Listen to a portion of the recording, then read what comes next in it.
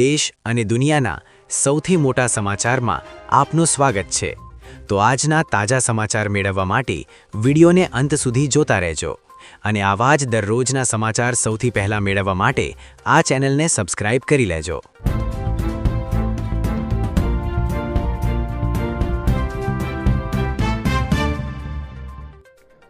तो मित्रों आजना सौप्रथम समाचार विषे जाणीए तो भारतना बे जहाजों पर गोळीबार। जी हाँ मित्रों, खास करीने ईरानी IRGC ना एक अधिकारीए भारतीय जहाजना कैप्टन ने स्पष्टपणे कह्यु के होर्मुज स्ट्रेटमांथी पसार थवा पर हजू पण प्रतिबंध छे अने तेओए तात्कालिक तेमना बंदर पाछा फरवुं जोईए।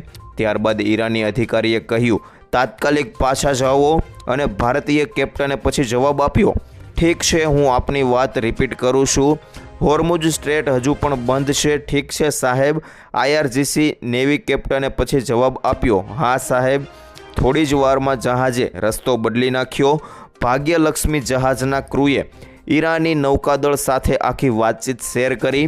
आ ऑडियो रेकॉर्डिंग पहला ईरानी गन बोट्से इराकी तेल वहन करता बे भारतीय ध्वजवाळा जहाजों पर फायरिंग कर्युं हतुं। जो कि आ અથડામણમાં कोई जानहानिना अहेवाल नथी। आ समग्र मामले भारत सरकारे गंभीर चिंता व्यक्त करता ईरानना राजदूतने तलब कर्या छे અને વિદેશ મંત્રાલયે નવી દિલ્હીમાં ઈરાનના રાજદૂતને બોલાવીને તેમની સાથે ચર્ચા પણ કરી હતી।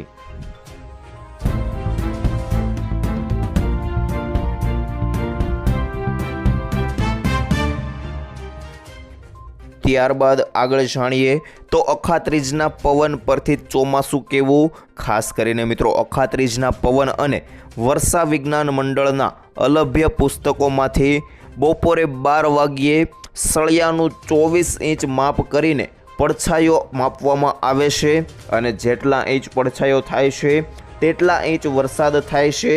તો આ વર્ષે પણ ખૂબ સારા સંકેત આપે છે।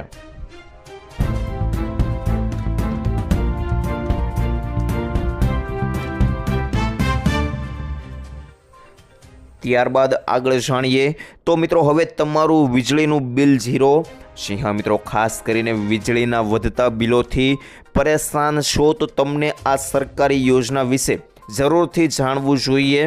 જેની અંદર મિત્રો આ સરકારી યોજના દ્વારા ન માત્ર તમારી વીજળીના બિલ ઓછા થશે પરંતુ દર મહિને પૈસાની બચત પણ થશે।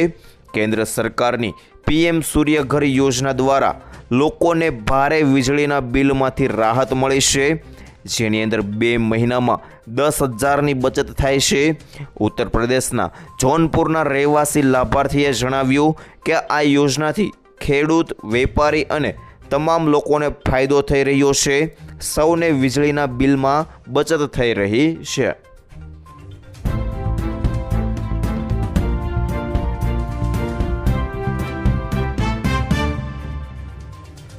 ત્યાર પછી મહત્વના સમાચાર વિશે જોઈએ તો ગુજરાતમાં મળશે 500માં ગેસ।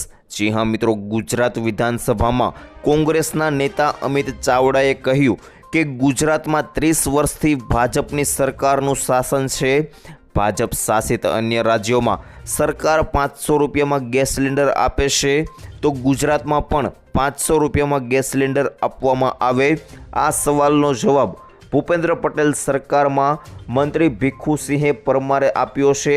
જેની અંદર ભીખુસિંહે પરમારે જણાવ્યું હતું કે 500માં ગેસ સિલિન્ડર આપવા સરકાર વિચારણા કરશે।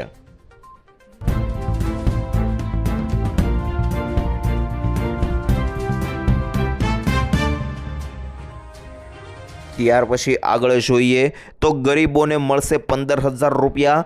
જી હા મિત્રો, ગુજરાત સરકાર દ્વારા માનવ કલ્યાણ યોજના અંતર્ગત વિવિધ સ્વરોજગારલક્ષી યોજનાઓ અમલમાં મૂકવામાં આવી છે, જેમાં ઘર ઘંટી સહાય યોજનાનો મુખ્ય ઉદ્દેશ ગુજરાતમાં સ્વરોજગારને પ્રોત્સાહન આપવાનો છે। આ યોજના હેઠળ સરકાર લાભાર્થીઓને ઘર ઘંટી ખરીદવા માટે 15,000 રૂપિયાની આર્થિક સહાય પૂરી પાડે છે। આનાથી લાભાર્થીઓ પોતાના ઘરે જ લોટ બનાવી તેને વેચીને આવક મેળવી શકે છે અને આત્મનિર્ભર બની શકે છે।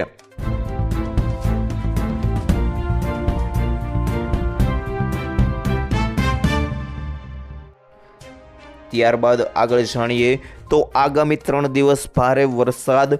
જી હા મિત્રો, ગુજરાતમાં ગરમીનો પારો 41 ડિગ્રીને પાર કરી ગયો છે, જેમાં સુરેન્દ્રનગર 41.2 ડિગ્રી સાથે રાજ્યનું સૌથી ગરમ શહેર રહ્યું છે. રાજ્યમાં સાયક્લોનિક સર્ક્યુલેશન સક્રિય થવાને કારણે આગામી 19થી 21 એપ્રિલ દરમિયાન સૌરાષ્ટ્ર, મધ્ય ગુજરાત અને દક્ષિણ ગુજરાતમાં માવઠું પડવાની શક્યતા છે. હવામાન વિભાગે લોકોને આકરી ગરમી અને વરસાદ એમ બેવડી ઋતુ માટે તૈયાર રહેવા ચેતવણી આપી છે. અમદાવાદમાં તાપમાન હજુ વધીને 42 ડિગ્રી સુધી પહોંચી શકે છે. ત્યારબાદ મિત્રો અમરેલી, ભાવનગર, મહીસાગર, દાહોદ, તાપી, ડાંગ, ભરૂચ અને સુરત જેવા જિલ્લાઓમાં છૂટો છવાયો વરસાદ વરસી શકે છે. એક તરફ મિત્રો આકાશમાંથી આગનગોળા વરસી રહ્યા છે અને બીજી તરફ કમોસમી વરસાદની આગાહી થતાં સામાન્ય જનતા સહિત ખેડૂતોની ચિંતામાં વધારો થયો છે.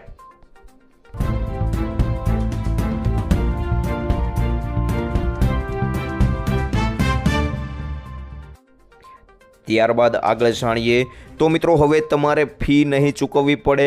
જી હા, ખાનગી શાળાઓની મનમાની પર સુપ્રીમ કોર્ટે રોક લગાવી છે.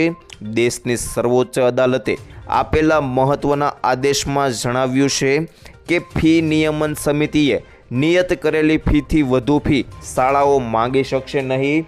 અને સુપ્રીમ કોર્ટે જણાવ્યું કે અગાઉના વર્ષોમાં ફી નિયમન સમિતિએ નક્કી કરેલી ફી અને વિદ્યાર્થીઓએ ભરેલી અથવા શાળા દ્વારા આવી વસૂલાયેલી ફી સુપ્રીમ કોર્ટના અંતિમ નિર્ણયને આધીન રહેશે.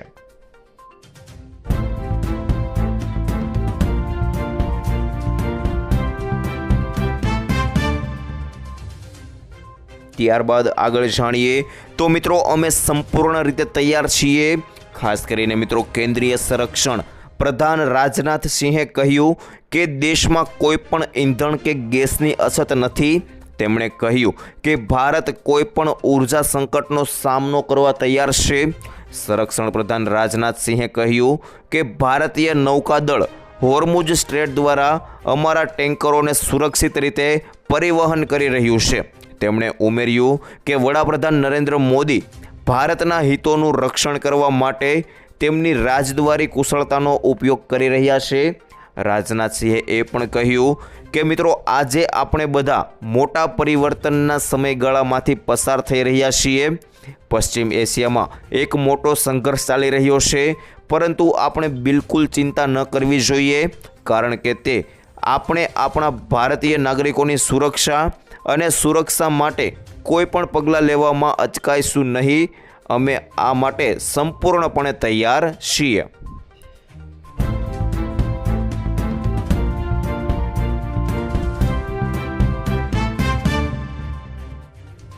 ત્યારબાદ આગળ જાણીએ તો દેશના ખેડૂતો મૂંઝાયા. ખાસ કરીને જોઈ લેજો મિત્રો, ખેતી કરવી હવે મોંઘી બની રહી છે, કેમ કે ખાતર, જંતુનાશક દવાથી માંડીને ખેત મજૂરીના ભાવ વધ્યા છે. તેમાંય અથાગ મહેનત કર્યા પછી જો ભારે વરસાદ થાય, વાવાઝોડું આવે તો પાકને નુકસાન થાય અને ખેડૂતોની માંગ હોવા છતાંય હજુય પાક ઉત્પાદનના પૂરતા ભાવ મળતા નથી. આ સંજોગોમાં ખેતી બચાવવા ખેડૂતો અથાગ પ્રયાસો કરી રહ્યા છે. ગુજરાતના પ્રત્યેક ખેડૂતના માથે 56,000 રૂપિયાનું દેવું છે. અને મિત્રો ખાસ કરીને આ દરમિયાન ચૂંટણી વખતે ભાજપે મોટા ઉપાડે એવો ઢંઢેરો પીટ્યો હતો કે ખેડૂતોની આવક બમણી થઈ જશે. આવક તો બમણી થઈ નહીં, બલકે આર્થિક નુકસાન ન પોષાતા ઘણા ખેડૂતો હવે ખેતી છોડી અન્ય વ્યવસાય કરવા મજબૂર બન્યા છે.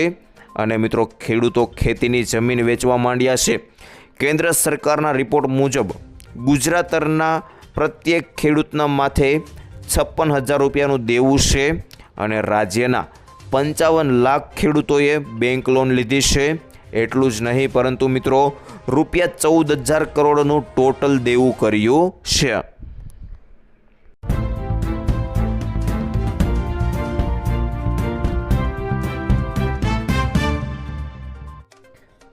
ત્યારબાદ આગળ જાણીએ તો મિત્રો ભારત 3000 સૈનિકો મોકલશે. જી હા મિત્રો, ભારત અને રશિયા વચ્ચે દોસ્તી વર્ષો જૂની છે. અનેક પડકારો આવ્યા ગયા પણ બંને દેશોની દોસ્તી મજબૂત રહી છે. ઈરાન યુદ્ધ અને હોર્મુઝ વિસ્તારમાં તણાવ વચ્ચે હવે બંને પરંપરાગત મિત્ર દેશોએ એક મોટો નિર્ણય લીધો છે, જેના કારણે અમેરિકા અને ચીન જેવા દેશોમાં ચિંતા વધી છે. ભારત અને રશિયા હવે એકબીજાના દેશમાં સેના તૈનાત કરવા પર સંમત થયા છે. 3000 જવાનો ઉપરાંત 10 મિલિટરી એરક્રાફ્ટ અને 5 યુદ્ધપોત પણ બંને દેશો એકબીજાના વિસ્તારમાં તૈનાત કરી શકશે. આ નિર્ણય એવા સમયે લેવામાં આવ્યો છે જ્યારે આખી દુનિયા સુરક્ષા ચિંતાના અનોખા યુગમાંથી પસાર થઈ રહી છે. પશ્ચિમ એશિયામાં ચાલી રહેલા તણાવને કારણે આ ચિંતાઓ વધી છે અને આવી સ્થિતિમાં ભારત અને રશિયાએ લીધેલું આ પગલું ઐતિહાસિક માનવામાં આવી રહ્યું છે.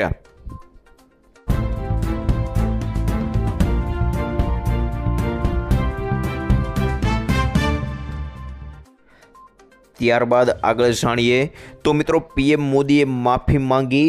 ખાસ કરીને જાણી લેજો, પ્રધાનમંત્રીએ કહ્યું નારી બધું ભૂલી શકે છે પરંતુ પોતાનો અપમાન ક્યારેય નથી ભૂલતી.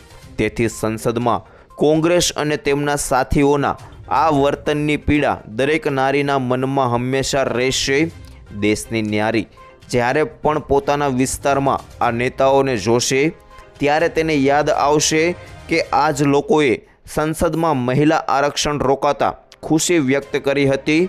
એમ મિત્રો વિક્ષેપ પર આરોપ લગાવ્યા હતા, જેને લઈને પીએમ મોદીએ પોતાના સંબોધનમાં કહ્યું કે કોંગ્રેસ, ડીએમકે, ટીએમસી અને સમાજવાદી પાર્ટી જેવી પાર્ટીઓની સ્વાર્થી રાજનીતિનો નુકસાન દેશની મહિલાઓને ઉઠાવવું પડ્યું છે. પ્રધાનમંત્રીએ કહ્યું કે મહિલા આરક્ષણનો વિરોધ કરીને વિપક્ષે જે કર્યું છે તેના માટે તેમને સજા જરૂર મળશે. અને તેમણે આ પણ કહ્યું કે આ પક્ષોએ બંધારણના રચયિતાઓની ભાવનાઓનું પણ અપમાન કર્યું છે.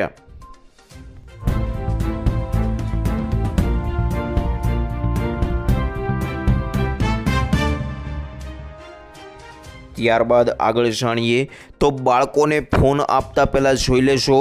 જી હા મિત્રો, ખાસ કરીને માતા પિતા તેમના બાળકોને રમવા માટે સ્માર્ટફોન આપે છે, પરંતુ મિત્રો સેપિન લેબ્સ દ્વારા કરાયેલ સર્વેમાં જાણવા મળ્યું છે કે આ બિલકુલ સારું નથી. બાળકોને ફોન આપવાથી તેઓ ટીનેજર થાય છે ત્યારે તેમનામાં માનસિક સમસ્યાઓ ઊભી થઈ શકે છે. 40થી વધુ દેશોમાં કરવામાં આવેલા આ સર્વેમાં બાળપણથી જ ફોનનો વધુ પડતો ઉપયોગ કરનારા લોકોમાં આત્મહત્યાના વિચારો, ગુસ્સો અને વાસ્તવિકતાથી અલિપ્તતા જેવા લક્ષણો જોવા મળ્યા હતા.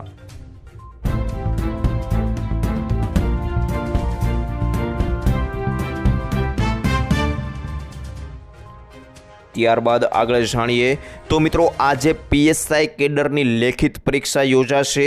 જી હા મિત્રો, આજે પીએસઆઈ કેડરની લેખિત પરીક્ષા યોજાશે, જેમાં કુલ 858 જગ્યાઓ માટે 1,10,680 ઉમેદવારો ભાગ લેશે. આ પરીક્ષા રાજ્યના 4 મુખ્ય શહેરો એટલે કે મિત્રો અમદાવાદ, વડોદરા, સુરત અને રાજકોટમાં લેવામાં આવશે. પરીક્ષા માટે કુલ 371 શાળાઓને કેન્દ્ર તરીકે પસંદ કરવામાં આવી છે, જેની અંદર સુરક્ષા સુનિશ્ચિત કરવા માટે બાયોમેટ્રિક વેરિફિકેશન, ફેશિયલ રિકગ્નિશન અને સીસીટીવી જેવી આધુનિક ટેકનોલોજીનો ઉપયોગ કરાયો છે.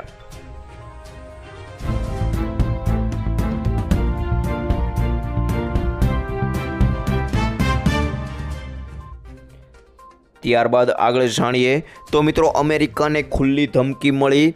જી હા મિત્રો, હોર્મુઝમાં વધતા તણાવ વચ્ચે ઈરાની સંસદના સ્પીકર મોહમ્મદ બાઘર ગાલિફનું નિવેદન સામે આવ્યું છે, જેમાં તેમણે કહ્યું કે હોર્મુઝ સ્ટ્રેટ પર ઈરાનનો સંપૂર્ણ નિયંત્રણ છે. અમે અમેરિકાના માઇન ક્લિયરિંગનું મુંહતોડ જવાબ આપી રહ્યા છીએ. વધુમાં તેમણે કહ્યું કે પરિસ્થિતિ સંઘર્ષની અણી પર પહોંચી ગઈ છે. તેમણે કહ્યું કે અમેરિકનોએ તાજેતરના દિવસોમાં નાકાબંધીની જાહેરાત કરી છે, જે એક ગેરવ્યાજબી અને મૂર્ખ નિર્ણય છે.